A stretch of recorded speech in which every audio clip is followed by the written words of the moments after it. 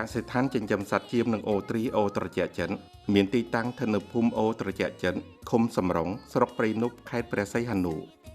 កសិដ្ឋាននេះលាតសន្ធឹងលើផ្ទៃដីធំល្វឹងល្វើយដោយធ្វើការបែងចែកជាផ្នែកដូចជាដាំដំណាំចិញ្ចឹមសត្វអូទ្រីនិងចិញ្ចឹមសត្វជៀមជាដើមការចិញ្ចឹមសត្វនៅក្នុងកសិដ្ឋានអូត្រជាក់ចិននេះ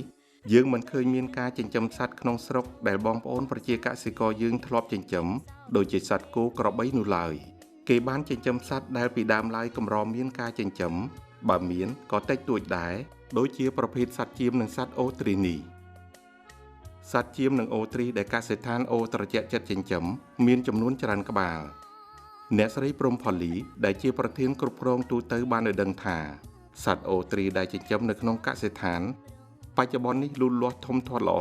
ដោយសារតែមានអ្នកបច្ចេកទេសក៏ដូចជាបុគ្គលិកផ្នែកចិញ្ចឹមសត្វអូទ្រីមានការយល់ដឹងលើការចិញ្ចឹមច្បាស់លាស់ដូច្នេះហើយទើបធ្វើឲ្យការចិញ្ចឹមសត្វអូទ្រីដំណើរការទៅបានដោយរលូន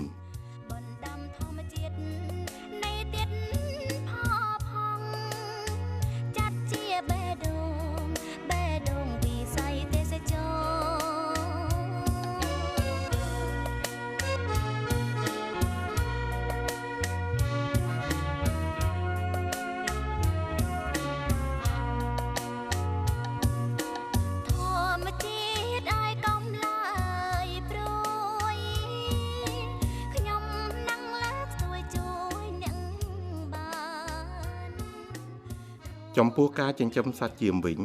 ដោយដែលលោកអ្នកក៏ដូចជាបងប្អូនប្រជាកសិករយើងបានជ្រាបហើយយើងមិនសូវឃើញមានការចិញ្ចឹមច្រើននោះទេ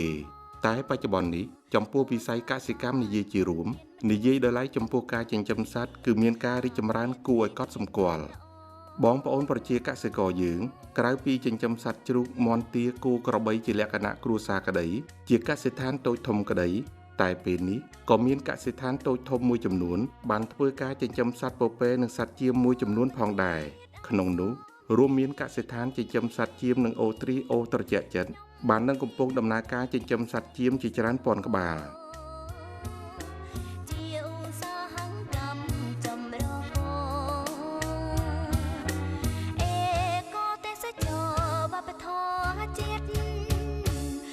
ព្រៃព្រឹករឹកទឹកជ្រោះកងខ្សាច់ឆ្នេរមានផ្សោតទន្លេទ្វេទៀត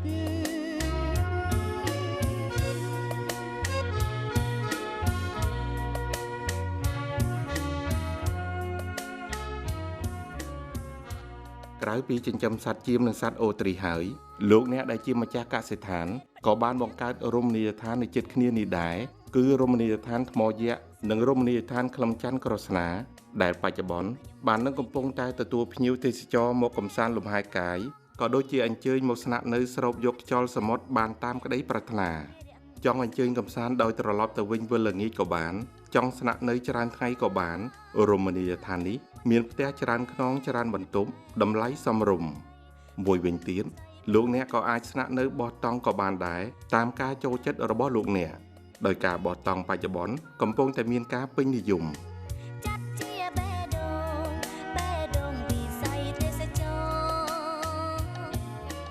សម្រាប់វេលានេះដោយសារនៅក្នុងកសិដ្ឋានអូត្រជាក់ចិត្តមានការងារច្រើនដែលបាននឹងកំពុងតែដំណើរការដូច្នេះចំពោះកម្មវិធីកសិកម្មរបស់ទូរទស្សន៍ BTV សប្តាហ៍នេះសូមលើកយកជ្រុងមួយនៃវិស័យកសិកម្មគឺការចិញ្ចឹមសត្វជៀមនៅក្នុងកសិដ្ឋានចិញ្ចឹមជៀមនិងអូទ្រីអូត្រជាក់ចិត្តស្ថិតនៅក្នុងភូមិអូត្រជាក់ចិត្តឃុំសំរុងស្រុកព្រៃនប់ខេត្តព្រះសីហនុនៅក្នុងកសិដ្ឋាននេះអ្វីដែលជាការកត់សម្គាល់យើងសង្កេតឃើញថាទាំងប្រធានគ្រប់គ្រងទូទៅទាំងប្រធានផ្នែកក៏ដូចជាបុគ្គលិកកម្មករភាគច្រើនជាយុវជននិងយុវនារីដែលមានសមត្ថភាពអាចដឹកនាំបំពេញការងារបានដោយការជឿជាក់ដូចជាថ្ងៃនេះយើងបំពេញការងាររួមគ្នាមានដូចជាអ្នកស្រីព្រំផូលីប្រធានគ្រប់គ្រងទូទៅកសិដ្ឋានចិញ្ចឹមសត្វជៀមនិងអូទ្រីអូត្រជាក់ចិត្តយុវជនខឹមសនប្រធានផ្នែកបច្ចេកទេសចិញ្ចឹមសត្វជៀមលោកម៉ៅសារ៉ាប្រធានផ្នែកបច្ចេកទេសចិញ្ចឹមសត្វអូទ្រីយុវជនច័ន្ទជាងជំនួយការសេវាកម្មរមណីយដ្ឋានក្លឹមច័ន្ទក្រស្នាអូត្រជាក់ចិត្តជាបន្តទៅទៀតនេះដើម្បីជូនលោកអ្នកបានជ្រាបខ្លះៗពីដំណើរការមួយចំនួននៅក្នុងកសិដ្ឋានចិញ្ចឹមសត្វជៀមនិងសត្វអូទ្រីអូត្រជាក់ចិត្តក៏ដូចជាបច្ចេកទេសមួយចំនួនក្នុងការចិញ្ចឹមសត្វជៀម សូមលោកអ្នកទស្សនាបន្តនៅការលើកឡើងពីអ្នកស្រីព្រំផូលីដែលជាប្រធានគ្រប់គ្រងទូទៅនៃកសិដ្ឋានចិញ្ចឹមសត្វចៀមនិងសត្វអូទ្រីអូត្រជាក់ចិត្តតាមរយៈកម្មវិធីកសិកម្មរបស់ទូរទស្សន៍ BTV ដែលមានខ្លឹមសារជាបន្តបន្ទាប់ដូចតទៅសូមជម្រាបជូនដល់លោកស្រីអ្នកនាងកញ្ញាផងដែរកម្មវិធីកសិកម្មរបស់ទូរទស្សន៍ BTV ផ្សាយជូនលោកអ្នកនៅរៀងរាល់ថ្ងៃសៅរ៍វេលាម៉ោង 9:30 នាទីរហូតដល់ម៉ោង 10:30 នាទីយប់និងផ្សាយជូនលោកអ្នកនាងឡើងវិញនៅថ្ងៃអាទិត្យវេលាម៉ោង 6 រហូតដល់ម៉ោង 7 ព្រឹកសូមលោកស្រីអ្នកនាងកញ្ញាតាមដានទស្សនាជាបន្តបន្ទាប់ដូចតទៅ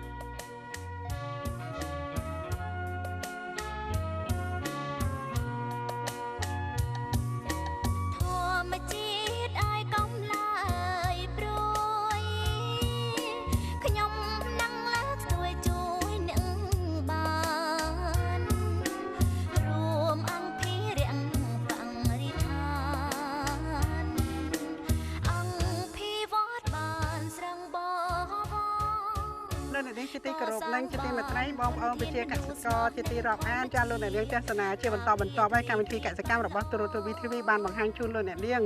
ទស្សនវិជ្ជាកសិដ្ឋានដ៏ធំមួយដែលមានចិញ្ចឹមតាំងពីចៀមតាំងពីអូទ្រីនិងដាំដំណាំផងជាច្រើនហើយឥឡូវហ្នឹងក្រុមការងាររបស់យើងដោយលោកអ្នកនាងតាមដានទស្សនាអញ្ចឹងយើងកំពុងតែស្ថិតនៅក្នុងកសិដ្ឋានចិញ្ចឹមចៀមមែនទេប៉ាលីចាបងចាហ្នឹងហើយស្អាតមែនណាធម្មជាតិបងធម្មជាតិណាហ្នឹងនិយាយទៅនៅពេលដែលបានឃើញនេះខ្ញុំជឿជាក់ថាបងប្អូនប្រជាពលរដ្ឋយើងលោកអ្នកប្រកាសជាមានការចាប់អារម្មណ៍ដូចនាងខ្ញុំអញ្ចឹងពីដើមឡើយប៉ាលីយើងអត់ដែរឃើញបងប្អូនយើងចិញ្ចឹមចៀមមែនទេចាបងយើងឃើញនៅបរទេសអញ្ចឹងណាបងហ្នឹងហើយដល់ឥឡូវស្រុកយើងចិញ្ចឹមហើយអ្វីដែលរីករាយមែនតើណាប៉ាលីនៅពេលដែលបងមកកសិដ្ឋានចិញ្ចឹមចៀមនិងអូទ្រីនៅអូត្រជាក់ចិត្តយើងនេះណាអូយចេះតែមួយផ្លែតដល់អូនឯងមើលហើយអូនគិតមើលហេតុអីបានបងជិះមួយផ្លែតដល់ដោយសារមានផ្លូវល្បឿនលឿនហ្នឹងផ្លូវល្បឿនលឿនដែលយើងហៅថា Expressway ចាលោកអ្នកនាងល្អមែនតើណាយើងអភិវឌ្ឍបានដោយសារតែយើងសន្តិភាពមែនទេចាហ្នឹងហើយក៏ប៉ុន្តែលោកអ្នកត្រូវតែប្រកាន់ច្បាប់ចរាចរណ៍ណាហើយនៅពេលដែលលោកអ្នកនាងមានផ្លូវល្អអញ្ចឹងណាយើងមកដល់ទាន់សុភាពការមែនទេយើងចំណេញទាំងពេលវេលាទៀតណចាអញ្ចឹងឥឡូវនេះយើងអត់និយាយពីផ្លូវទេយើងនិយាយអំពីកសិដ្ឋានចិញ្ចឹមចៀមចាប៉ុន្តែពីអូទ្រីទៀតមែនទេចាបងមានអូទ្រីហើយយើងក៏មានដំណាំឈើហូបផ្លែសម្រាប់កសិកម្មយើងទាំងមូលហើយជាមួយនឹង resort ដែលយើង connect គ្នាជាមួយនឹងកសិដ្ឋានកាលណាយើងចំសត្វមានឈើហូបផ្លែបើសិនជាយើងមានកន្លែងលេងឬក៏កន្លែងស្នាក់នៅទៀតអាចថាមកតែម្ដងគឺបានទាំងលេងទាំងមើលសត្វដែរខ្ញុំគិតថាសម្រាប់សត្វអូទ្រីគិតថាវាថ្មីសម្រាប់កម្ពុជារបស់យើងណាបងចាឲ្យលោកអ្នកនាងនៅពេលដែលលោកអ្នកបានឃើញបងសូមកោតសរសើរណាចាយុវតីដ៏តូចច្រឡឹងស្អែមខ្មៅស្រស់នេះអស់ចាហ្មងប៉ាលីនៅក្មេងហើយអូនជាអ្នកគ្រប់គ្រងនៅទីនេះទៀតចឹងបានថាណាអូនឯងកើតមកសម័យនេះគឺសំណាងដោយសារតែយើងមានសាលារៀនយើងមានហូបចុកគ្រប់គ្រាន់អញ្ចឹងឱកាសនៅក្នុងការអភិវឌ្ឍខ្លួនឯងវាស្រួលផ្នែកធនធានមនុស្សហ្នឹងហើយឥឡូវបងចង់សួរអូនចាកសិដ្ឋានយើងនេះមានផ្ទៃដីទំហំប៉ុន្មានសម្រាប់កសិដ្ឋានដែលយើងចិញ្ចឹមចៀមគឺមាន9ហិកតាចាសម្រាប់អូទ្រីគឺយើងមាន4ហិកតាដាច់ដライចាហើយនឹងផ្ទៃដីដែលយើងត្រូវដាំយើងមានជាដំណាំកាកាវចាដែលយើងធ្វើសូកូឡាបងចាដំណាំកាកាវដំណាំឈើហូបផ្លែនិយាយទៅផ្លែឈើហូបផ្លែនៅក្នុងស្រុកទាំងក្រៅស្រុកក៏យើងមានដាំដែរតែគ្រាន់ថាយើងចម្រុះឲ្យបានច្រើនមុខចឹងណាបងនៅក្នុងផ្ទៃដីហ្នឹងក៏ជាង100ហិកដែរបងផ្ទៃដីទាំងអស់ហ្នឹងជាង100ហិកតាប៉ុន្តែយើងបែងចែកជាផ្នែកណាចាជាផ្នែកជាប្លុកអូទ្រីចៀមហើយនឹងដំណាំកសិកម្មការចិញ្ចឹមចៀមនេះយើងចែកជាផ្ទៃដីទំហំប៉ុន្មាន9ហិកតាបងសម្រាប់ចិញ្ចឹមចៀមហិកតាចាបងចាហើយយើងចិញ្ចឹមចំនួនប៉ុន្មានក្បាលសរុបទាំងអស់គឺ1018ក្បាល1018ចា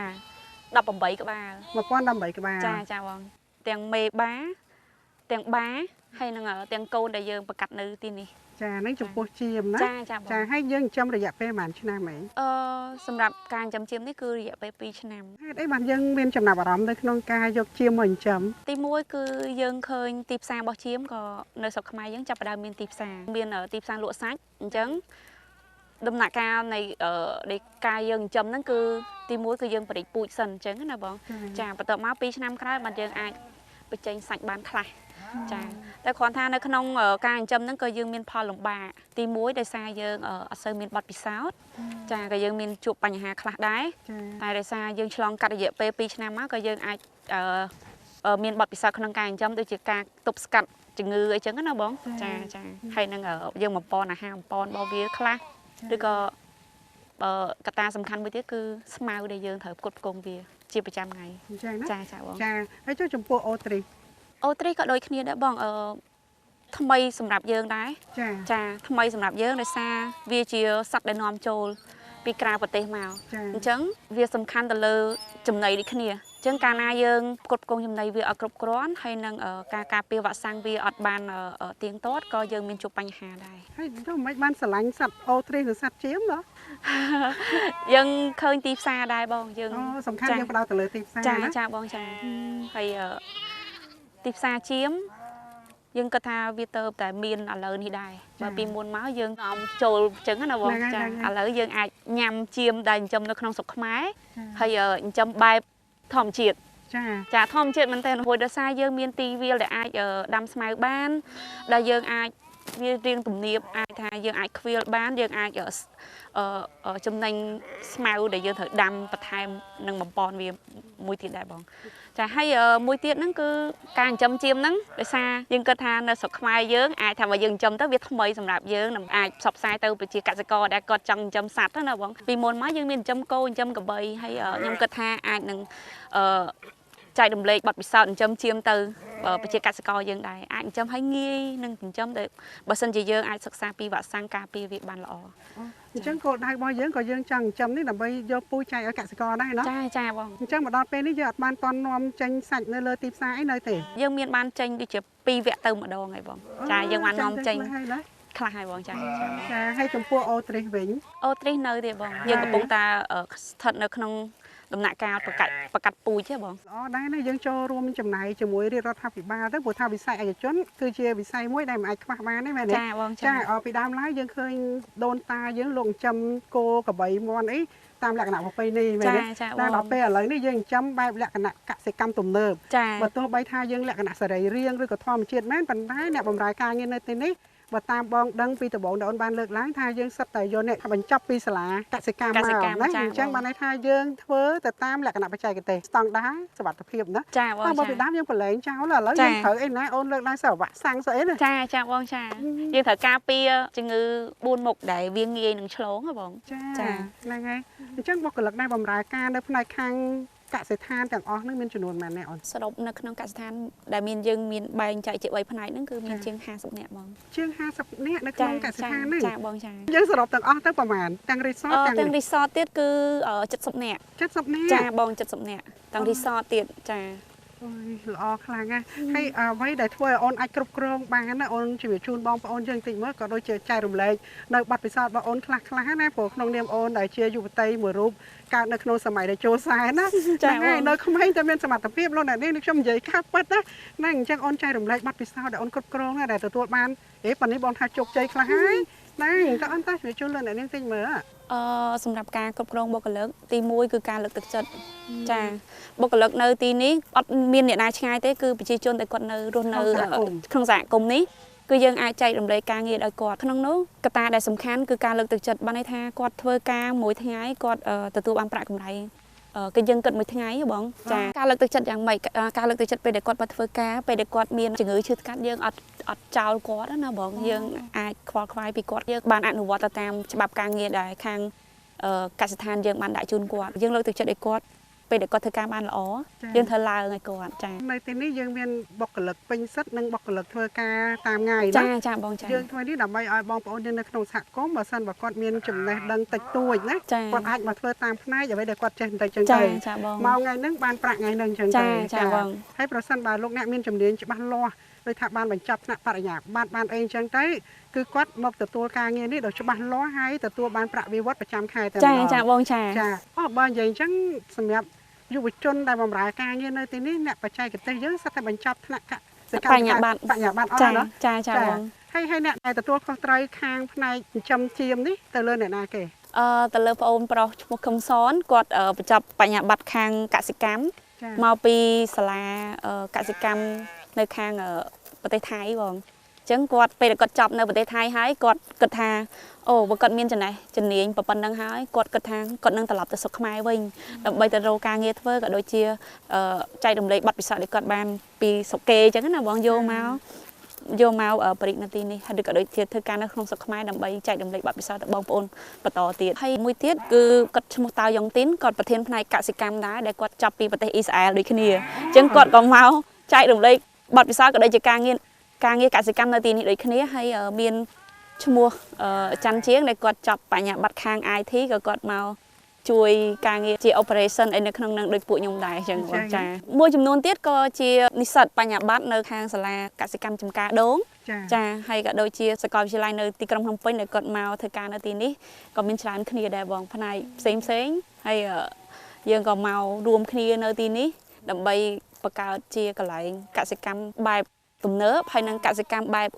ទេសចរដូចគ្នាបងចាល្អតាណាអញ្ចឹងតំបន់នេះគឺជាតំបន់កសិទេសចរមួយដ៏ល្អលោកអ្នកនាងយើងមើលទីតាំងភូមិសាស្ត្រអស់តោះហ្មងណាហ្នឹងហើយពីដើមឃើញតែនៅគេណាមានជៀមអីដល់នៅស្រុកយើងជៀមណាលោកអ្នកឯអូទ្រីសអីក៏មានតែអ្វីដែលចាប់អារម្មណ៍លោកអ្នកនាងយើងឃើញថាយុវជនយុវនារីឥឡូវនេះគឺលោកមានសមត្ថភាពហើយក៏អរគុណដល់បងប្អូនដែលបានបញ្ចប់ថ្នាក់បញ្ញាបត្រនៅក្រៅប្រទេសត្រឡប់មកស្រុកខ្មែរវិញយកចំណេះដឹងមកចែករំលែកដល់បងប្អូនខ្មែរយើងនៅនេះហើយក៏អរគុណដល់បងប្អូននិស្សិតដែលបានបញ្ចប់ថ្នាក់បរិញ្ញាបត្រនៅស្រុកខ្មែរយើងបាទយើងនិយាយពីសាកលវិទ្យាល័យភូមិន្ទកសិកម្មចការដូងយើងមិននៅពេញមួយចាបងនេះឥឡូវនៅខេត្តអូនសបោតាណាហើយយើងមានសាកលវិទ្យាល័យមានជ័យមួយទៀតខេត្តចាបងចាហេយើងអ្នកស្រុកណាអ្នកប្រទីមានជ័យផ្លេចនិយាយសាកលវិទ្យាល័យខ្លួនឯងចាបងសាកលវិទ្យាល័យមានជ័យហ្នឹងមួយផ្នែកធំដែលគាត់ផ្នែកកសិកម្មបងគាត់មានបានចង់និយាយថា project របស់គាត់មានបញ្ជូននិស្សិតទៅខាងក្រៅក៏មានចាគាត់អភិវឌ្ឍនៅក្នុងស្រុកក៏មានច្រើនដែរបងអញ្ចឹងខ្ញុំពិតជារីករាយមែនទែននៅពេលដែលបានឃើញសាកលវិទ្យាល័យនៅក្នុងស្រុកក៏ដូចជាក្នុងខេត្តរបស់ប្រទីមានជ័យមានការរីកចម្រើនបែបហ្នឹងបងហើយចង់បានថាអញ្ចឹងយើងចូលរួមទាំងអស់គ្នាណាចាឥឡូវនេះបងចង់ជួបជាមួយនឹងអ្នកបច្ចេកទេសក្នុងការចិញ្ចឹមចៀមព្រោះថ្ងៃនេះកម្មវិធីកសិកម្មរបស់យើងចង់ចែករំលែកអំពីបច្ចេកទេសចិញ្ចឹមចៀមហើយជួបជាមួយនឹងយុវជនខំសនខំសនគេអ្នកប្រធានផ្នែកបច្ចេកទេសចិញ្ចឹមចៀមចាចាំមើលសនគេនិយាយមិនខ្លះលោកអ្នកនាងអញ្ចឹងប៉ូលីយើងនៅជុំគ្នាហ្នឹងណាអត់ឲ្យមើលការងារទូទៅហ្នឹងទាំងអស់ទៅណាហ្នឹងហើយលោកស្រីប្រធានណាចាអរគុណច្រើនបងក្មេងឲ្យលះប៉ុន្តែបកាយចាតោះអញ្ចឹងយើងទៅខាងនោះហ៎ចាបងចាសនហើយសនមកជួបឲ្យបងបន្តិចមើលអូនបាទបងបាទតោះសនជួបគ្នាបន្តិចតោះប៉ូលីមកអូនយើងទៅជួបសនបន្តិចចាសូមអញ្ជើញតាមដានទស្សនាជាមួយយើងខ្ញុំប៉ូលីអើយណែអស់ចានេះចាបងចាខ្យល់អាកាសបរិសុទ្ធហ្នឹងហើយហើយឥឡូវហ្នឹងវាឆ្អែតនៅសនហើយ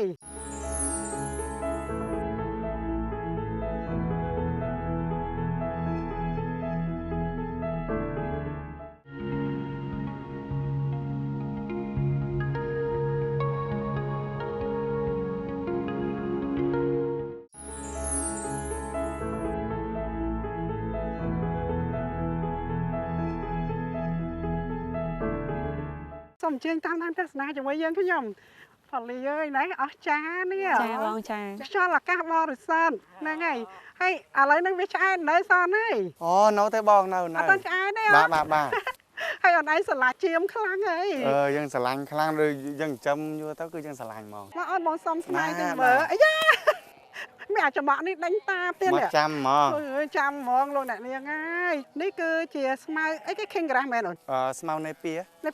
បាទចាអា King Grass ហើយនេពីខុសគ្នាមិនខុសគ្នាដោយសារពូជនេះគឺវាធំជាងបើថាវាវែងលាស់1ម៉ែត្រជាងហើយវានៅតែខ្ចីនៅនេះគឺយើងដាំប្រភេទ2មុខយើងដាំនេពីហើយនិងអ៊ីស្រាអែលសម្រាប់យកធ្វើស្មៅផ្អាប់អូបើ King Grass អត់ត្រូវទេណាត្រូវដូចគ្នាតាគ្រាន់តែយើងនៅនេះគឺយើងអត់និយមដាំចាអ្នកគេកំពុងតែញ៉ាំហើយដល់គេពងញ៉ាំអញ្ចឹងយើងរកអីស៊ីអីអូយសំទោសលោកអ្នកនាងនិយាយលេងហ្នឹងហើយនិយាយលេងអូយខ្លាំងណាស់នេះអាយុម៉ានណានេះនេះអាយុ1ឆ្នាំជាងបាទចានេះវាកើតនៅស្រុកយើងហ៎បាទនៅស្រុកយើងចុះដំបូងយើងនាំពូជមកហ្មងដំបូងយើងនាំពូជមកពីស្រុកគេហ្នឹងហើយតែយើងនាំមកហ្មងក្បាលមកដំបូងយើងនាំមក500អើយសនេះសអនឡាញមើលវាកាន់តែគៀកបងមែនតើណានេះអត់អីទេ slot បាទslot ហ្នឹងហើយ អញ្ចឹងឥឡូវហ្នឹងសូមលោកអ្នកនាងតាមដានទស្សនាបន្តទៀតណាអូនសនអនឯងជម្រាបជូនលោកអ្នកនាងអំពីបច្ចេកទេសណា បាទ មុនហ្នឹងណាបងជួបvớiអូនផាលីហ៎ចាផាលីគឺជាអ្នកគ្រប់គ្រងទូទៅនៅក្នុងកសិដ្ឋានយើងណាបងសប្បាយចិត្តទេដែលស្ត្រីខ្មែរឥឡូវគ្រប់គ្រងការងារធំបានណាអូនបាទសប្បាយចិត្តមែនទេដែលមកធ្វើការនោះនេះហើយដូចជាមិនចំសัตว์នោះនេះគឺសប្បាយចិត្តខ្លាំងដោយសារតែវាជាការងារដែលយើងស្រឡាញ់តាំងពីតូចគឺយើងស្រឡាញ់ខាងកសិកម្មតាំងពីតូចយើងជ្រើសរើសយកខាងកសិកម្មតាំងពីតូចមកបងលឺសូផាលីនិយាយថាអូនបានបញ្ចប់ថ្នាក់បរិញ្ញាបត្រនៅប្រទេសថៃហ៎បាទអូហើយដល់ឲ្យអូននឹកឃើញមកស្រុកយើងណាហ្នឹងហើយចាហើយនៅពេលអូនមកដល់ស្រុកខ្មែរអូនយកចំណេះដឹងមកចែករំលែកឲ្យបងប្អូនប្រជាពលរដ្ឋខ្មែរជាពិសេសនិស្សិតខ្មែរយើងឯដែលគាត់មិនទាន់រៀនចប់ផ្នែកកសិកម្មគាត់មកស្តារមកអីអូនបានចែករំលែកឲ្យគាត់ហើយមួយទៀតយើងបានសហការគ្នាជាមួយនឹងនិស្សិតខ្មែរយើងដែលបានបញ្ចប់ថ្នាក់បញ្ញាបត្រកសិកម្មនៅស្រុកយើងដែរមិនចឹងហ៎បាទត្រង់មកអូនអ្នកស្រុកណាខ្ញុំនៅខាងបន្ទាយមានជ័យខេត្តស្រុកម៉ាឡៃខេត្តបន្ទាយមានជ័យអ្នកបន្ទាយមានជ័យគឺនៅជាប់ព្រំដែនថៃហ្មងអូម៉ាឡៃស្រុកម៉ាឡៃខាងសប៉ូលូនខាងប៉ោយប៉ែតជាប់ខាងប៉ោយប៉ែតយ៉ាងហ្នឹងហ្នឹងហើយពងនិយាយមួយអូនផាលីតាខាងនៅខាងបន្ទាយមានជ័យយើងមិនមានសាកលវិទ្យាល័យកសិកម្មមួយមានបាទឥឡូវគេបរិយាទៅខាងបន្ទាយមានជ័យមួយទៀតហើយអញ្ចឹងបានថាអូនឃើញអត់ហ្នឹងហើយតែស្រុកយើងសុកស្រួលណាលោកអ្នកនាងយើងចេះតែពង្រីកទេមែនទេហ្នឹងហើយបាទចាហើយនៅពេលដែលអូនមកដល់ស្រុកខ្មែរវិញឃើញប្រទេសយើងអញ្ចឹងអូនមានការចាប់អារម្មណ៍មិនដែរដោយសារតែប្អូនទៅថៃគឺតាំងពីជាង10ឆ្នាំមុនដល់ពេលយើងត្រឡប់មកប្រទេសខ្មែរយើងវិញឥឡូវគឺប្លែកច្រើនហ្មង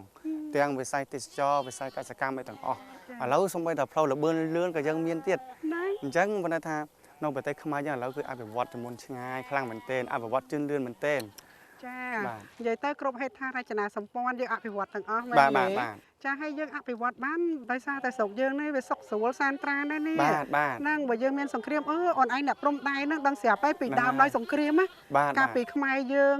នៅមានចំនួនរវាងគ្នាហ៎ហ្នឹងហើយដល់ពេលសម្ដេចតេជោលោកចាប់យកគោលនយោបាយឈ្នះដាក់មកទៅយើងបានសុខស្រួលទាំងអស់គ្នាឈ្នះទាំងអស់គ្នាឥឡូវនេះយុវជនក៏ឈ្នះដែរឈ្នះទាំងចំណេះដឹងមែនទេឈ្នះទាំងបើនិយាយទៅនិយាយមួយទៀតទ្រព្យសម្បត្តិមួយទៀតណាចុះបើគេមានកាក់ខែខ្ពស់ទៅមិនចំណូលគេខ្លាំងគេមានទ្រព្យសម្បត្តិច្រើនហ្នឹងពីមុនអត់មានម៉ូតូឥឡូវមានម៉ូតូឡានសង្គ្រប់មែនតាបងមិនទាន់និយាយដល់ឡាននោះដែរនិយាយដល់ឡានហ្នឹងអញ្ចឹងប៉ុណ្ណឹងចឹងដោយសារតែថ្ងៃនេះបងបានជួបមួយបងសប្បាយចិត្តឃើញបងប្អូនយុវជនយុវនារីមានចំណេះដឹងអញ្ចឹងណាហើយឥឡូវយើងពង្រីកលើវិស័យកសិកម្មបន្ថែមទៀតយើងចូលរួមទាំងអស់គ្នាគ្រប់ផ្នែកណាចាសនពីមុនមកបើយើងនិយាយអំពីការចិញ្ចឹមចៀមណាយើងអត់ដែលឃើញទេណាហ្នឹងហើយបងហើយឥឡូវយើងឃើញការចិញ្ចឹមចៀមមកអូនបើតាមអូនដឹងថាយើងចាប់ដើមចិញ្ចឹមចៀមនៅស្រុកខ្មែរយើងពីពេលណាអូនដឹងតែការចិញ្ចឹមចៀមនៅស្រុកខ្មែរលើកដំបូងគឺប្រហែលជាជាង10ឆ្នាំមុនជាង10ឆ្នាំមុនណាប៉ុន្តែតែមានតិចតួចតែមាន3-4ឆ្នាំមុនហ្នឹងគឺមានបងវរៈដែលគាត់ចិញ្ចឹមចៀមនៅជើងភ្នំអូរ៉ាល់ខេត្តកំពង់ឆ្នាំងអញ្ចឹងហ្នឹងគាត់ធ្វើមានការចាប់អារម្មណ៍ចិញ្ចឹមចៀមច្រើនហ្មងគឺដោយសារតែស្រុកខ្មែរយើងចិញ្ចឹមបានដូចគ្នាពីមុនមកគឺយើងអត់មានចិញ្ចឹមដោយសារយើងគិតថាស្រុកខ្មែរយើងចិញ្ចឹមអត់កើតចាចៀមនឹងចិញ្ចឹមស្រុកខ្មែរយ៉ាងកំពុតចិញ្ចឹមបានដូចគ្នាបានចាអញ្ចឹងកត្តាដែលចិញ្ចឹមចៀមបានហ្នឹងយើងផ្អែកទៅលើអីខ្លះទី1ទីតាំងភូមិសាស្ត្របាទទី2គឺបច្ចេកទេសត្រូវច្បាស់បច្ចេកទេសមួយទៀតទី3គឺសំខាន់មួយទៀតគឺអ្នកមើលថែដូចគ្នាមើលថែបាទហើយចុះចំពោះកត្តាពូជកត្តាពូជគឺកត្តាដ៏ល្អដែរពូជបើយើងរើសយកពូជល្អគឺយើងងាយនឹងចិញ្ចឹមហើយនឹងងាយបានផលជាងទៀតព្រោះថាយើងចិញ្ចឹមរយៈពេល3ខែឬក៏4ខែដូចគ្នាតែមានប្រភេទដូចជា White Dopper Black Heat Dopper ហ្នឹងវាធំលឿនជាងហើយវាផ្ដល់ផលបានល្អជាងហើយវាធន់នឹងជំងឺជាងទៀតអញ្ចឹងប៉ុន្តែចេះអ្វីដែលបងនិយាយពីកត្តាពូជហ្នឹងបងគិតថាគីឡូចៀមពូជខ្លះវាត្រូវនៅតំបន់ត្រជាក់ពូជខ្លះនៅតំបន់ក្តៅពូជខ្លះនៅតំបន់អាស៊ីអញ្ចឹងបាទសម្រាប់នៅស្រុកខ្មែរយើងពូជដែលគេនិយមប្រើគឺពួកសាន់តាអេកនេះពួកសឺរ៉ៃដែលយើងនៅពីចឹងគឺសាន់តាហើយយើងព្យាយាមយកពូជល្អយកមកបង្កាត់គឺពួក White Dopper និង Black Heat Dopper អញ្ចឹងណាចាអញ្ចឹងយើងចិញ្ចឹមបានក៏ប៉ុន្តែយើងគិតទៅលើទីតាំងភូមិសាស្ត្រយើងគិតទៅលើកត្តាពូជហើយយើងមួយទៀតសំខាន់គឺបច្ចេកទេសក្នុងការចិញ្ចឹមបាទអានោះចំណុចសំខាន់ជាងគេកត្តាមនុស្សបើនិយាយទៅកត្តាមនុស្សចាបើមនុស្សអត់មានបច្ចេកទេសទេក៏មិនអាចថែវាបានដែរអញ្ចឹងចៀមចំណីរបស់វាយើងត្រូវឲ្យចំណីអីភាគច្រើនគឺយើងប្រើធម្មជាតិព្រោះថាយើងប្រឡែងទៅខ្វៀដូចដល់ម៉ោងគឺយើងខ្វៀធម្មតាតែបើសិនជាមានថ្ងៃណាភ្លៀងបើឬក៏កូនតូចគឺយើងមានស្មៅបំពន់ដូចស្មៅហ្នឹងគឺយើងដាំពួកប្រភេទស្មៅនេពៀហើយនឹងពួកឃីងខ្លះក៏យើងមាននៅពួកអ៊ីស្រាអែលក៏យើងមានគឺយើងសម្រាប់បំពន់មេកូនតូច ព្រោះមេកូនតូចយើងត្រូវការបំពន់មកវិញដោយសារគ្នាអស់កម្លាំងច្រើន ចាណា ម្យ៉ាងមួយទៀតគឺយើងធ្វើហ្នឹងដាំទុកឲ្យចាស់ដើម្បីធ្វើស្មាផ្អាប់សម្រាប់កប់កងនៅខែប្រាំងនិងខែវស្សាពិបាកចឹងគឺខែវស្សាដោយសារតែពេលខែវស្សាយើងមិនអាចខ្វៀលបានទេ ចា បាទជាមនៅគឺនៅលើត្រង់រហូតពេលខែភ្លៀងខែវស្សា ចា អញ្ចឹងយើងត្រូវមានស្មាផ្អាប់នេះដាក់ឲ្យហ្មង ចាណាចាអញ្ចឹងចំណីដែលសំខាន់ចំណីដែលសំខាន់ជាងគេហ្នឹងគឺ ស្មៅធម្មជាតិស្មៅធម្មជាតិទី1ស្មៅយើងដាំទី2 ចាគ្មានអីក្រៅពីហ្នឹងទេណា បាទគឺខ្ញុំនៅកន្លែងខ្ញុំនេះគឺសឹងតែមិនបានប្រើចំណីគ្រាប់ហ្មង អូ សឹងតែអត់ប្រើហ្មង អញ្ចឹងតាមពិតជាយើងអាចឲ្យចំណីគ្រាប់បានដែរ បានដូចគ្នាតែក្នុងបរិមាណដែលតិចបំផុតព្រោះតែយើងដាក់ចានធ្វើឲ្យជាមរៀក ជាមធ្យមក្នុង1ម៉ែត្រការ៉េយើងត្រូវដាក់ជាប៉ុន្មានក្បាល បើតាមយើងត្រង់យើងអាចដាក់បាន4ក្បាល ហ្នឹងអានេះយើងសម្រាប់ដាក់ត្រង់ បាទ អញ្ចឹងដើម្បីចិញ្ចឹមជាមបានឥឡូវយើងគិតថាចេះតើជាម10ក្បាលយើងត្រូវចំណាយផ្ទៃដីប៉ុន្មានសម្រាប់ដាំស្មៅ ដាំស្មៅជាម10ក្បាលយើងដាំតែកន្លះរៃគឺបាន ឥឡូវយើងគិតចេះវិញយើងដាំស្មៅដី1ហិកតាតើយើងត្រូវចិញ្ចឹមជាមប៉ុន្មានក្បាល នៅកន្លែងប្អូនហ្នឹងគឺប្អូនមានដាំស្មៅ1ហិកតាគឺយើងអាចគ្រប់គ្រងជាមដល់ទៅ7,000ក្បាល អូ គឺបាទគឺដោយសារតែយើងមិនមែនដាក់ឲ្យរហូតទេព្រោះជាធម្មតាគឺយើងមានស្មៅធម្មជាតិអញ្ចឹងពេលថ្ងៃដែលអត់ភ្លៀងគឺយើងខ្វៀល ចា តែអាស្មៅដែលយើងដាំដី1ហិកតាហ្នឹងគឺសម្រាប់គ្រប់គ្រងខែវស្សាហើយនឹងបំពន់មេណាដែលខ្សោយដែលឈឺយើងព្យាបាលជាពីឈឺហ្នឹងវាខ្សោយអញ្ចឹងយើងបំពន់ស្មៅដែលមានប្រូតេអ៊ីនខ្ពស់ហ្នឹងដើម្បីវាមានកម្លាំងឡើងមកវិញ អូ បាទអញ្ចឹងដី1ហិកតាគឺ1000ក្បាលហ្នឹងគឺទប់ត្រង់បាន ចាឧទាហរណ៍ថាកសិករយើងឥឡូវនេះគាត់មិនមានឈាមដល់រាប់ពាន់ក្បាលទេគាត់ចាប់ដើមដំបូងដូចថាត្រឹមតែឈាម50ក្បាលអីអញ្ចឹងណា បាទ តើគាត់ត្រូវរៀបចំអីខ្លះពីដំបូងឡើយ ដំបូងទី1សំខាន់បំផុតគឺត្រង់ ត្រង់ទី1ត្រង់ណា កន្លែងត្រង់គឺទី2គឺកន្លែងសម្រាប់ឲ្យជាមប្រឡែង ចា បាទទី3មួយទៀតគឺសម្រាប់មានដីសម្រាប់ទៀតគឺតែ100 អាឬក៏100អាអញ្ចឹងទៅគឺសម្រាប់ដាំស្មៅប្រភេទពួកនេពៀស្មៅផ្អែមអ៊ីស្រាអែលក៏បានដែរសម្រាប់គ្រប់កងរឿងត្រង់សំខាន់ត្រង់បើយល់ល្អគឺត្រង់យើងធ្វើលើកឲ្យខ្ពស់ផុតពីដីគឺល្អបំផុតបញ្ហាដែរបើសិនជាយើងដាំដល់ដីវាអត់សូវចំណាយទុនមែនក៏ប៉ុន្តែវាប៉ះពាល់ធ្វើវាដេកនៅលើអាចលើនោមអញ្ចឹងធ្វើឲ្យវាឈឺភ្នែកលឿនបញ្ហារាកច្រើនអញ្ចឹងបើយើងធ្វើត្រង់នៅផុតពីដីគឺល្អបំផុតមក ចាអញ្ចឹងដើម្បីចិញ្ចឹមជឿមបានល្អបងប្អូនវិជាកសិករយើងដំបូងឡើយយើងរៀបមើលទីតាំងភូមិសាស្ត្រ មើលទីតាំងសិនបាទ ទីតាំងភូមិសាស្ត្រយើងរៀបចំត្រង់ បាទ រៀបចំត្រង់ហើយយើងរៀបចំកន្លែងដាំស្មៅ បាទ ហើយយើងត្រូវចេះធ្វើផ្អកស្មៅណា បាទ ហ្នឹងនេះជាចំណុចសំខាន់ បា ហើយ ទ បើយើងឲ្យវាស៊ីស្មៅធម្មជាតិឲ្យបានកសិករចំណេញជាងយើងឲ្យចំណីគ្រាប់ បាទ ចា ព្រោះខ្ញុំនៅនេះចំជាងបងប្អូនបាទឃើញខ្ញុំសឹងតែដែរប្រើចំណីគ្រាប់ទេ អើយ បា ណា ទ ហើយសុខភាពគេល្អណា ល្អបាទ ឧទាហរណ៍ថាឥឡូវកសិករគាត់ចិញ្ចឹម50ក្បាល បាទ អញ្ចឹងក្នុងមេ50ក្បាលហ្នឹងតើគាត់ត្រូវដាក់បាម៉ា តាមបច្ចេកទេសតាំងតែយើងចិញ្ចឹមចាក់ស្ដែងផងគឺឈ្មោលមួយក្បាលដាក់មួយមេបាន20ក្បាលប៉ុន្តែថាមេ20ក្បាលយើងដាក់ឈ្មោលចូលតែមួយឯង អញ្ចឹង បាទគឺគ្រប់គ្រងបានហ្មង អញ្ចឹងបាជាមយើងមិនបាច់ចំណាយច្រើនទេ អ ណា ត់ចំណាយច្រើនទេបាទអត់ចំណាយច្រើនជាងខ្ញុំនេះជាង1000ក្បាលបាមិនដល់100ក្បាលផង អញ្ចឹង បាទ ចាអញ្ចឹងកតាមេបានេះតើយើងត្រូវជ្រើសរើសមិនទៅតាំងពីរៀងរើរបស់វាឥឡូវយើងនិយាយពីកតាមេសិន បាទ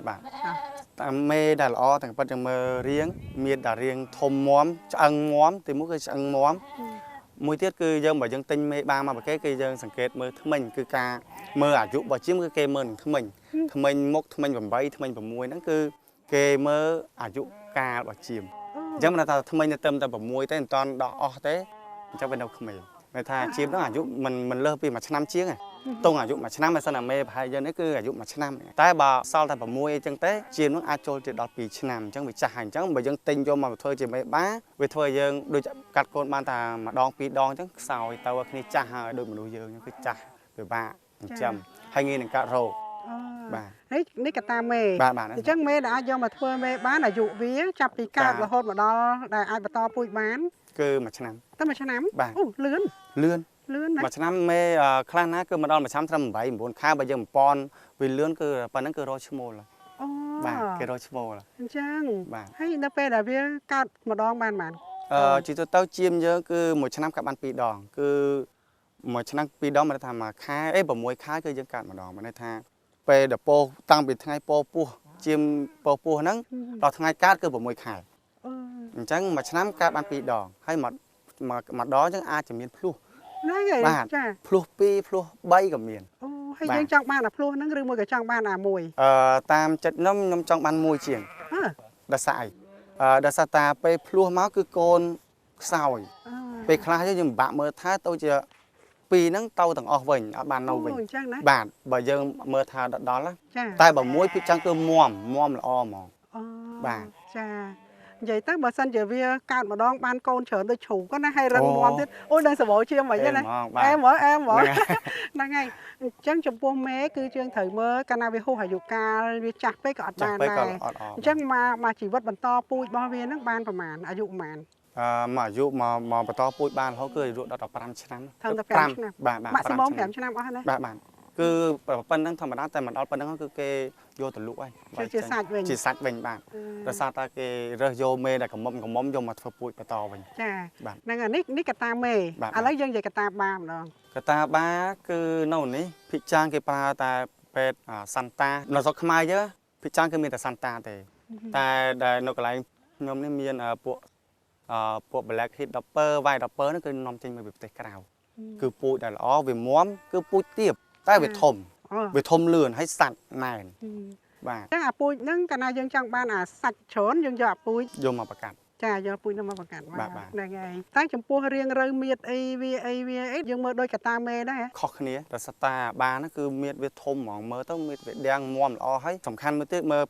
ពងស្វាស់ពងស្វាស់ក៏សំខាន់ដែរពេលយើងទិញបាមកមើលពងស្វាស់តូចធំគឺគេមើលអាហ្នឹងមួយទៀតហើយអាយុក៏សំខាន់ដូចគ្នាបើថាចាស់ពេកក៏មិនល្អដូចតាមេអញ្ចឹង ចាចន្លោះវាតែ5ឆ្នាំទេណា បាទក៏យុកាទៅមិនដល់តែប៉ុណ្្នឹងគឺគេដូរហើយ ចាអញ្ចឹងនៅពេលចាប់ពីវាកើតរហូតមកដល់1ឆ្នាំយើងអាចយកមកធ្វើបាបានហើយណា បាទ អឺ មួយ ចា ឆ្នាំយើងយកទៅធ្វើបាបាន ហ្នឹងហើយអញ្ចឹងឥឡូវយើងនិយាយអំពីការបង្កកំណើតវិញណា បាទ នៅពេលដែលវាចាប់ផ្ដើមទុំពោះហើយអ បាទ ញ្ចឹងចាប់ពីនឹងទៅតែការថែរក្សាតាំងមេនៅក្នុងកូននៅក្នុងពោះ បាទ របស់មេវាហ្នឹងរហូតទៅដល់ដែលអាចវាសុខភាពរឹងមាំបានរហូតមកដល់ឃើញធំអញ្ចឹងយើងត្រូវថែទាំមិនខ្លាំង បាទពេលដំបូងនៅថាយើងឃើញណាជាមេជាហ្នឹងគឺមានទម្ងន់ណាស់ ចា គឺចាប់ផ្ដើមឡើងដោះអញ្ចឹង3ខែដំបូងគឺយើងឃ្វាចូលក្នុងវង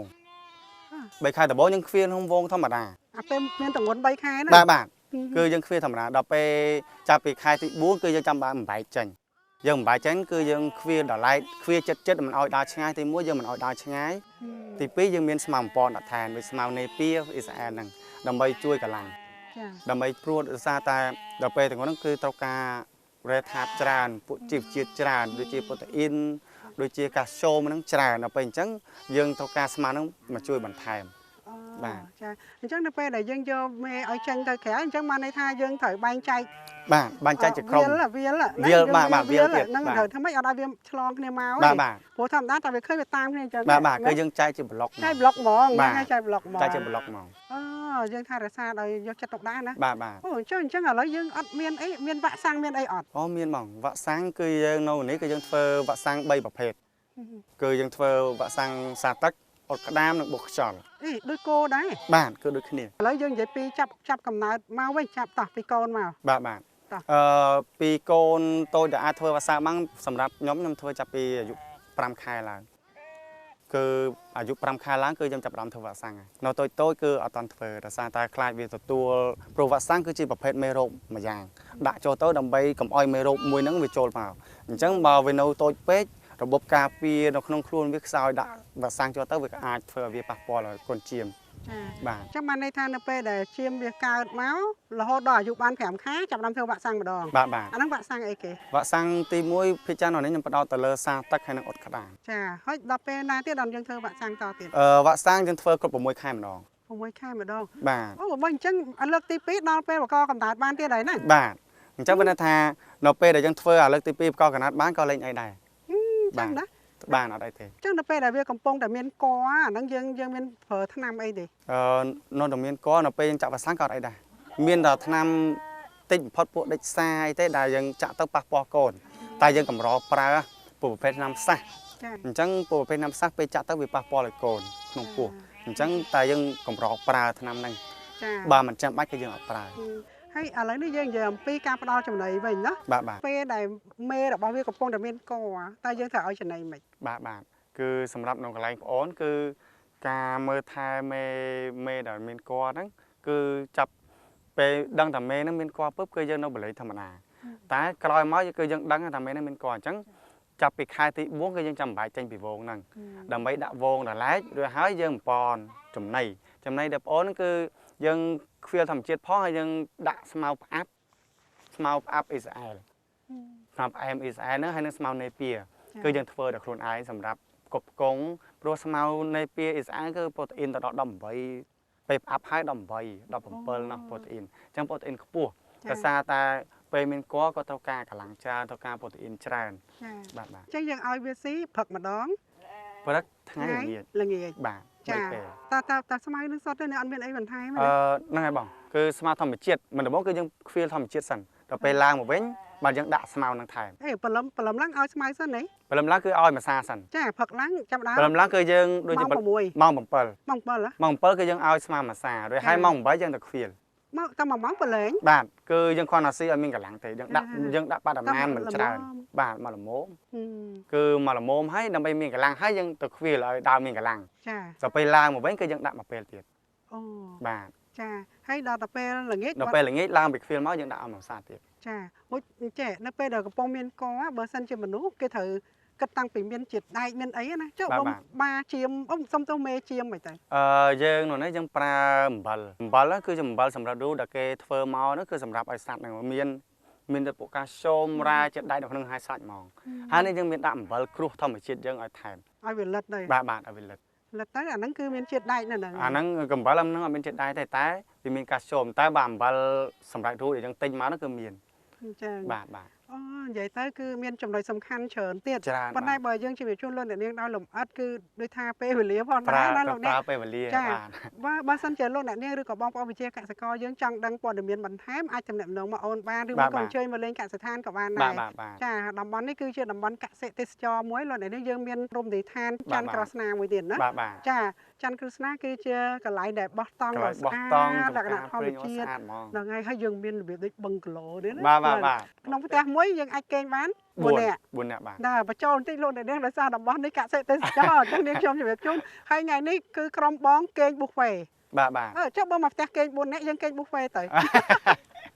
ហ្នឹងហើយចាអញ្ចឹងការថែរក្សាមេជៀមតែប៉ុណ្្នឹងណារហូតដល់វា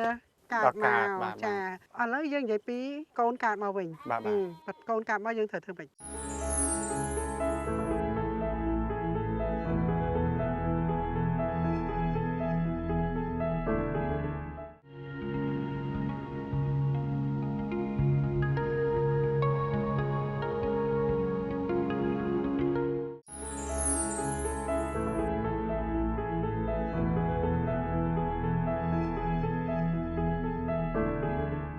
អញ្ចឹងការថែរក្សាមេជៀមតែប៉ុណ្្នឹងណារហូតដល់វាកើតមកចាឥឡូវយើងនិយាយពីកូនកើតមកវិញ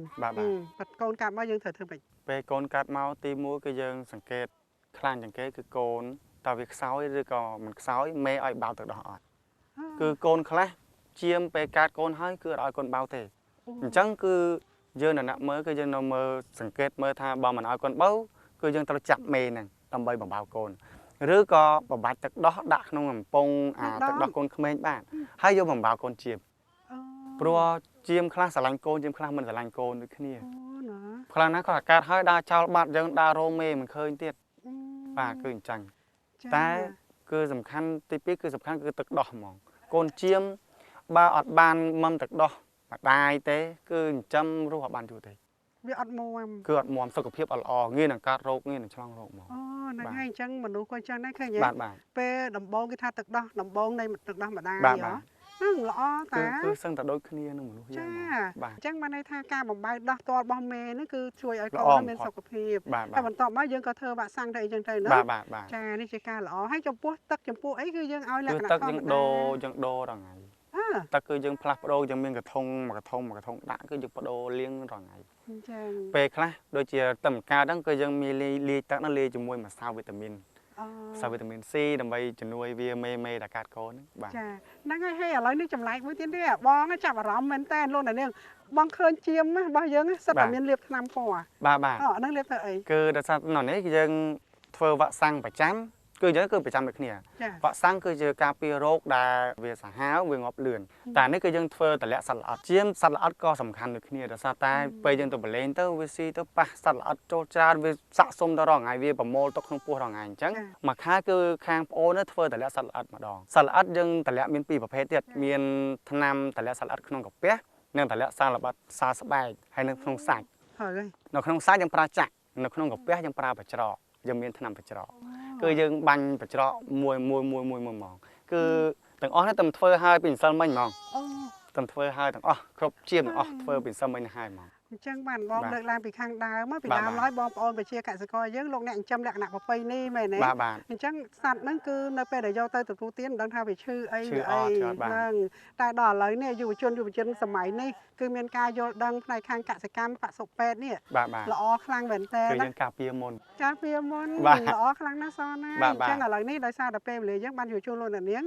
បានមកសន្ទុះធំដែរហើយណាដូច្នេះសូមអូនសរុបការងារថ្ងៃនេះដើម្បីឲ្យបងប្អូនវិជាកសិករយើងគេលោកគាត់ចាប់អារម្មណ៍ក្នុងការចិញ្ចឹមជៀមអញ្ចឹងណាអញ្ចឹងគាត់ត្រូវរៀបចំអីខ្លះហើយយើងត្រូវចិញ្ចឹមយើងនិយាយពីចំណុចសំខាន់តែម្ដងណាបើសិនជាមានបងប្អូនចង់ចិញ្ចឹមជៀមមានចំណាប់អារម្មណ៍នៅការចិញ្ចឹមជៀមហ្នឹងគឺសំខាន់ដំបូងបងប្អូនគឺយើងដូចខ្ញុំនិយាយតាំងពីដើមមកគឺទី1យើងរើសទីតាំងត្រង់ចំណីហើយនឹងការមើលថែហើយមួយទៀតគឺពូជគឺសំខាន់ដូចគ្នាហើយបើសិនជាបងប្អូនខ្វះខាតនៅចន្លោះណាមិនសូវច្បាស់ចន្លោះណាគឺអាចមកសួរខាងប្អូនឬក៏តាក់ទងមកខាងប្អូនក៏បានប្អូននឹងប្រាប់ប៉ុន្តែថានឹងប្រាប់ពីវិធីអត់លាក់ទេបើន័យថាយើងចង់ជួយទាំងអស់គ្នាគឺអត់លាក់ទេបើបងប្អូនចង់ដឹងចង់រៀនចង់ទៅចិញ្ចឹមអូខេព្រោះវាបានផលល្អមែនអញ្ចឹងមកតាក់ទងមកប្អូនឬក៏តាក់ទងមកខាងក្រុមហ៊ុនប្អូនបានបាទពីដើមឡើយយើងអាចបានចិញ្ចឹមជៀមឥឡូវនេះបងប្អូនវិជាកសិករយើងនៅតាមតំបន់មួយចំនួនហ្នឹងចាប់ដើមចិញ្ចឹមហើយការចិញ្ចឹមជៀមនេះក៏ជាការងារមួយបានផ្ដល់ប្រាក់កម្រៃដល់បងប្អូនវិជាកសិករយើងមួយចំណាយធំដែរដោយសារតែពេលវេលានៃការចិញ្ចឹមវាលឿនបាទលឿនបើនិយាយដូចលឿនជាងគោលឿនជាងឆ្ងាយប៉ុន្តែយើងចិញ្ចឹមតែមួយឆ្នាំគឺយើងអាចលក់បានគឺមួយឆ្នាំតម្ងន់អាចបានជាង25ទៅ27គីឡូពេលយើងមើលថៃខ្លះលោតទៅដល់30គីឡូហើយ1គីឡូយើងលក់បាន1គីឡូ7-8រៀលទៀតចា$7-8 8 ដង24 ដង32 32,000រៀលណាចានេះក្នុង1គីឡូអញ្ចឹងបានន័យថាវាផ្ដល់ថវិកាឲ្យយើងលឿនដែរហើយការចំណាយក៏មិនជាច្រើនមកដែរប៉ុន្តែសំខាន់លើការដឹងអំពីបច្ចេកទេសឲ្យបានច្បាស់លាស់ណាចាបងប្អូនសុំបន្តិចមិញនិយាយរៀលគឺដុល្លារគាត់ថា1គីឡូគឺ$7-8ចាហ្នឹងហើយ$7-8ត្រូវហើយហ្នឹងទៅបានត្រង់7-8រៀល7-8រៀល100រៀលខ្មែរអូមែនទេហ្នឹងហើយចាអញ្ចឹងឥឡូវហ្នឹងមុននឹងយើងបង្ហាញជូនទស្សនវិជ្ជារួមនៅទីនេះលោកអ្នកនាងអូនផាលីអូនមកហ្នឹងហើយយើងចូលរួមបញ្ចប់កម្មវិធីថ្ងៃនេះបន្តិចទៅហ្នឹងហើយលោកអ្នកនាងហើយថ្ងៃនេះនាងខ្ញុំរីករាយមែនតើណាមិននឹកថាប្អូនស្រីដ៏តូចច្រឡឹងនេះតូចច្រឡឹងស្អាតខ្មែរស្រស់លោកអ្នកនាងហើយចាផាលីអូនល្អខ្លាំងណាស់យើងចូលរួមទាំងអស់គ្នាណាផាលីណាហ្នឹងហើយអញ្ចឹងឥឡូវនេះយើងបានបង្ហាញជូនទស្សនវិជ្ជាទាំងអស់នេះហើយទីមួយយើងបានជំរាបជូនលោកអ្នកនាងអំពីគំនិតក្នុងការជ្រើសរើសសត្វជៀមយកមកចិញ្ចឹមនៅក្នុងកសិដ្ឋានរបស់យើងហើយទី2យើងបាននិយាយអំពីបច្ចេកទេសនៅក្នុងការចិញ្ចឹមជៀមដោយសង្ខេបណាចាឥឡូវហ្នឹងមុននឹងបង្ហាញជូនទស្សនវិជ្ជារួមតែបាលីអាចជួយអំពីដំណើរការទីផ្សារបន្តិចបានទេចាសម្រាប់ទីផ្សារនៅស្រុកខ្មែររបស់យើងជាទូទៅគឺជៀមយើងលក់ទាំងរស់បងចាំបានថាយើងចាប់មកក្បាលមកយើងថ្លឹងចន្លោះពី$7 $8 រហូតដល់$10ក្នុង1គីឡូចាក្នុង1គីឡូអញ្ចឹងក្នុងមួយក្បាលវាចន្លោះពី25រហូតដល់ទៅ40គីឡូបងបើសិនជាពូជយើងល្អបានន័យថាការចិញ្ចឹមរបស់យើងរហូតលោតទៅដល់40គីឡូអានឹងសម្រាប់ជៀមឈ្មោលបងចាអញ្ចឹងបើយើងគុណទៅវា6ខែយើងអាចបានថាចន្លោះពី$3ទៅ$400ចាអញ្ចឹងគឺយើងទី1ការប្រកាសពូជរបស់យើងមានភាពងាយស្រួលចាទី1ទី2បើយើងមានការថែទាំបានល្អគឺគីឡូយើងវាបានច្រើនអញ្ចឹងណាបងចាហើយទីផ្សារគឺអត់ពិបាករកទេបងប្អូនឥឡូវនិយាយទៅគឺឲ្យតែយើងមានជៀមលក់មិនពិបាកក្នុងការលក់ទេដោយសារជៀមក្នុងការចិញ្ចឹមឥឡូវនេះយើងឃើញសតកសិដ្ឋានធំចិញ្ចឹមតួយ៉ាងនៅកសិដ្ឋានជៀមនិងអូទ្រីសនៅក្នុងអូត្រជាក់ចិត្តនេះហ្នឹងហើយចិញ្ចឹមសតនៈបច្ចេកទេសបានឆ្លងកាត់ការសិក្សាត្រឹមត្រូវអញ្ចឹងហើយការចិញ្ចឹមគឺវាសុវត្ថិភាពសម្រាប់សាច់ដែលយើងយកទៅបរិភោគមិនចឹងហ៎ចាធានាហ្នឹងហើយយើងធានាអញ្ចឹងហើយនៅពេលដែលយើងបានសាច់ល្អកាលណាយើងយកទៅទទួលទានក៏ប៉ះពាល់សុខភាពដែរណាចាបងហើយមួយវិញទៀតបើយើងនិយាយពីសាច់ជៀមគឺជាប្រភេទសាច់ដែលមានប្រូតេអ៊ីនខ្ពស់ចាហើយបើយើងនិយាយពីភ្ញៀវទេសចររាល់ថ្ងៃនេះ យើងស្ថិតនៅក្នុងប្រទេសដែលជាសមាជិកអាស៊ានក៏ដូចជានៅលើឆាកអន្តរជាតិគេស្គាល់កម្ពុជាគេមកកម្ពុជាច្រើន ចាបង អញ្ចឹងបើចង់ទទួលទានសាច់ចៀមមកស្រុកខ្មែរមាន ចាមានហើយយើងធានាក្នុងការក្នុងគុណភាពរបស់សាច់ចៀមហ្នឹងគឺធានាគុណភាពបានតែថាយើងមានធ្វើវ៉ាក់សាំងបានត្រឹមត្រូវយើងមានតម្លាក់សត្វល្អិតបានត្រឹមត្រូវអញ្ចឹងធានាគុណភាពសម្រាប់អ្នកបរិភោគគឺគាត់ធានាលើគុណភាពថាពិតជាអត់មានពពួកបាក់តេរីឬក៏សត្វល្អិតអីផ្សេងៗទេ ចាល្អខ្លាំងណាស់ហ្នឹងហើយអញ្ចឹងលោកអ្នកនាងហើយថ្ងៃនេះយើងបានព័ត៌មានមួយដ៏ល្អចែកជូនដល់បងប្អូនប្រជាកសិករយើងក៏ដូចជាបងប្អូនប្រជាពលរដ្ឋឲ្យបានដឹងអំពីការវិវត្តរីកចម្រើនលើវិស័យកសិកម្មពិសេសគឺការចិញ្ចឹមចៀមតែម្ដង ចាបង ហ្នឹងហើយនេះខ្ញុំក៏សូមគោរពថ្លែងអំណរគុណដល់លោកអ្នកម្ចាស់កសិដ្ឋានដែលផ្ដល់ឲ្យក្រុមការងាររបស់យើងចូលមកទីតាំងនេះផ្ទាល់ហើយផ្ដិតយករូបភាពគោលដៅគឺយើងចង់ចែករំលែកនៅបទពិសោធន៍មួយចំនួនដែលកម្ពុជាកំពុងតែមានការរីកចម្រើនមិនចឹងណា ចាបងចា ហ្នឹងហើយលោកអ្នកដែលជាម្ចាស់កសិដ្ឋានណា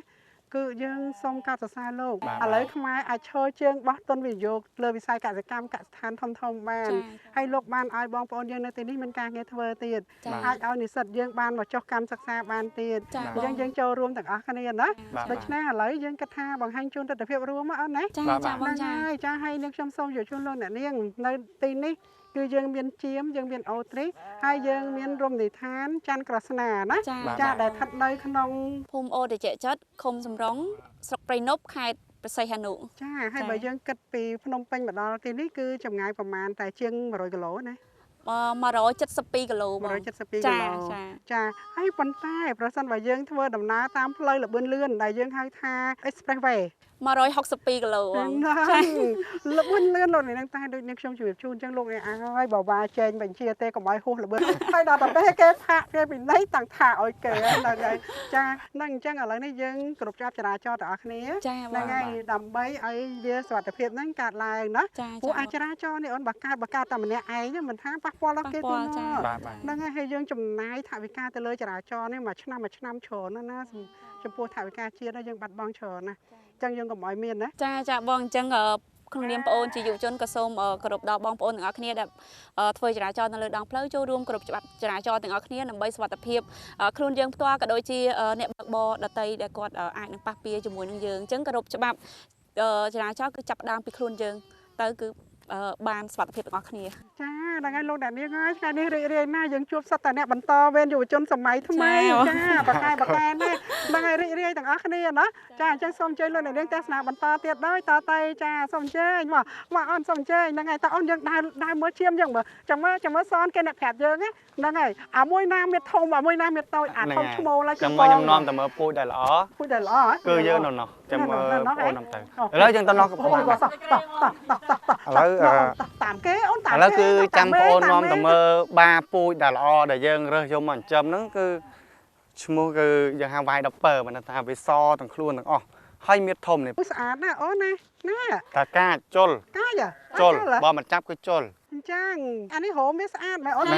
អានេះរោមខ្លីគឺសទាំងអស់នេះគេហៅវាយដល់ពើហ្នឹងគឺយើងនាំចេញពីប្រទេសគេហ្មងអូ នេះស្វាស្តីครับ ឥឡូវ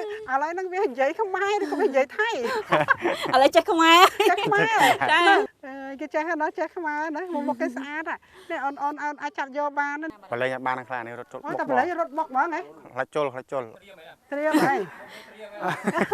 តែវាបះលកជាអាយ៉ែ2 3ជើងរត់ចប់ហ្មង យើងមានច្រើនក្បាលបងយើងមានដូចជា4ក្បាលទៀត រឿងហត់ហើយព្រោះធម្មតាបានគឺហត់លឿនមិនន័យថាយើងឲ្យវាស៊ីនៅចិត្តរងព្រោះហើយយើងដាក់ស្មៅបំពន់ឲ្យខ្ញុំនិយាយអានេះគឺជាបាជាមហ្នឹងណាបាជាមហើយអានេះអាយុកាលវាប្រហែលណាអូនអានេះអាយុ1ឆ្នាំ4ខែជាង1ឆ្នាំណាបាទជាង1ឆ្នាំចាអូណោះបាទនិយាយទៅវាមិនដឹងជាបង្កកំណើតឲ្យបានប្រហែលកូនហើយទេនេះបានច្រើនមកពីគេមកផងមិនដឹងជាបានកូននៅគេផងអីប៉ុន្មានទេតែនៅយើងហ្នឹងក៏បានទៀតដែរចាហើយចុះមិនបានពូគាត់កាន់ជាប់ចឹងដោយសារតែពូជនេះគឺកាចមិនន័យថាអាចជុលបាទដល់ពេលអញ្ចឹងទៅយើងការពារវិញអូយើងប្រយ័ត្នណោះជុលអានេះជុលគ្រោះថ្នាក់ហ្មងហ៎ជុលគ្រោះថ្នាក់ដូចគ្នាបាទអត់មានស្នែងពូជនេះអត់មានតែមានមួយប្រភេទទៀតមានស្នែងចាហើយពូគាត់បម្រើការងារនៅនេះគាត់នៅក្នុងសហគមន៍យើងមែនទេបាទតែអញ្ចឹងពូអាចចេះទេព្រោះពូគាត់កាន់ម្នាក់មកប្លុករបស់គាត់គឺនៅនោះគឺយើងខាន់មកប្លុកទៀតដោយសារតែប្លុករបស់ពូនោះគឺយើងដាក់ជាមួយបាដែលល្អជាងគេគឺយើងមានបាល្អជាងគេនិងបាល្អមួយជុំ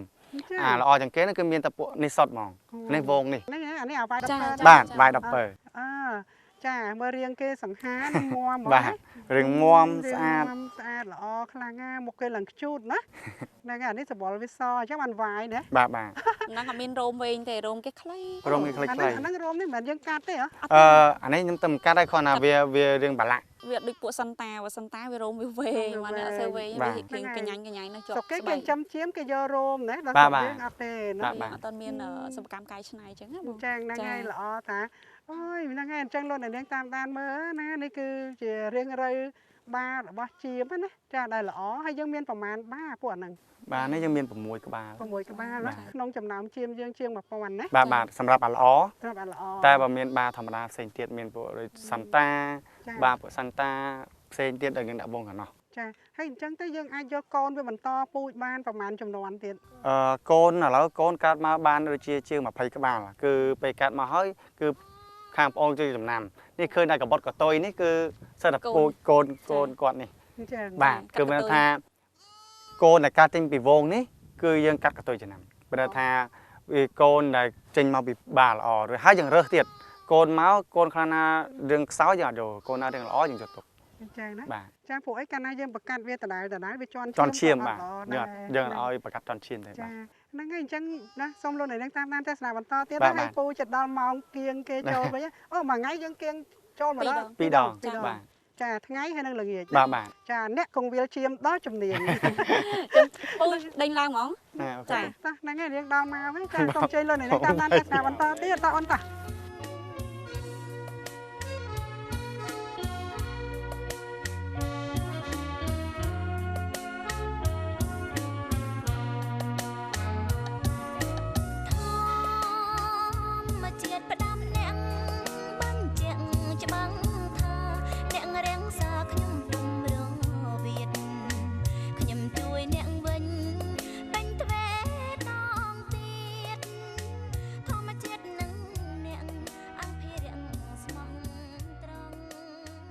បើយោងតាមការលើកឡើងដោយត្រួសត្រាសពីបច្ចេកទេសក្នុងការចិញ្ចឹមសត្វចៀមដែលយុវជនខឹមសនបានបញ្ជាក់ជូនឃើញថា